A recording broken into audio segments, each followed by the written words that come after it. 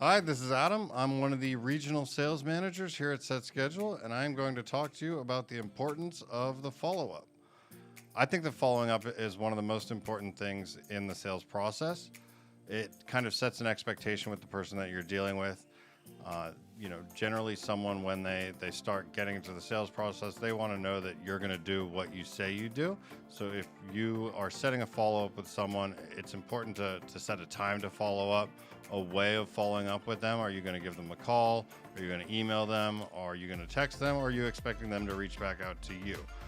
Because people will feel kind of left off or forgotten about if you're not reaching out when you say you are, and people are going to get incredibly frustrated if you're giving them a call 20 times a day, if they're in another meeting, so on and so forth. You want to kind of align expectations so that things go smoothly, someone doesn't feel forgotten, and ultimately hopefully that ends up in a sale for you.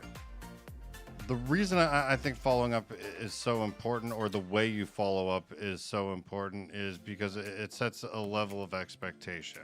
When I talk about being genuine and being a real person when you're on a pitch or when you're trying to make a sale, setting kind of a give and take, understanding what the other person on the other side of the equation or the buyer is doing, you want to make sure that you're respectful of their time, that you understand that you're not the only thing going on in their world.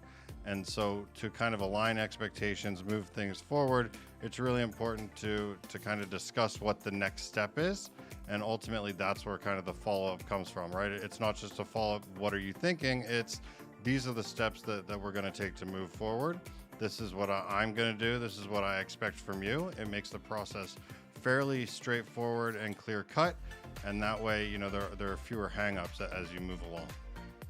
Depending on the type of communication that you're going through, for a phone call I will generally set a time to follow up with someone. If I don't hear back from them, I'll give them at least 24 hours to circle back around. If I don't hear from them, I will generally send out an email or a text message. If it's a phone call, a text message might be more appropriate right after. Hey, this is Adam. I just gave you a call. I understand things come up. When's a better time to reach out to you? That way they don't feel the need to get on the phone, make a call immediately, but you're still checking in. They're going to see that in front of them and know that you upheld your end of the social contract in a sale. I think emails can also be less structured.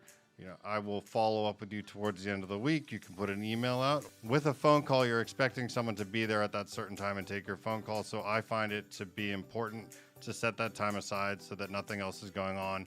They can dedicate the time to you and they're not distracted during that call. As far as the cadence and the length of time that you want to follow up with someone, I think first off, you need to gather some of that information in your initial call. Is this something that someone is looking to do in the next day, in the next month, in the next 6 months, the next year? And you can kind of base your follow-ups on their expectations of when they would like to move forward. If someone's looking to find a solution in the next 6 months, I'm not going to hound them once a week for 6 months. I will check in with them maybe once a month. If I get a positive response, I might increase that just to see if we can move it along more quickly. But ultimately, you need to read what the other person is giving you and kind of mirror it a bit. What do I do when someone's ghosting me on a follow-up? I will continue to kind of add them to a drip campaign, make sure that there's a touch point there, that they know I still exist, my company still exists, my product still exists. We can still fill that need that we had spoken about in our initial sales pitch or our initial kind of fact-finding meeting. And then from there, I just want to make sure that they are reminded about the fact that I have a solution for them. I am available to talk to them about that solution when they are free to do so with me. And whenever they decide to come on board, I'm going to be available to take that call. If someone is ghosting me for, a month, 6 weeks, I will then kind of put it into a more of a long-term, just maybe an email once a month. Things come up in life, people get busy, and sometimes it's not that they're not interested, but you don't want to inundate them and make them hate you because they will never come back to the table. This is Adam. Thanks for watching me talk about how I follow up. Don't forget to like, comment, and subscribe. Bye.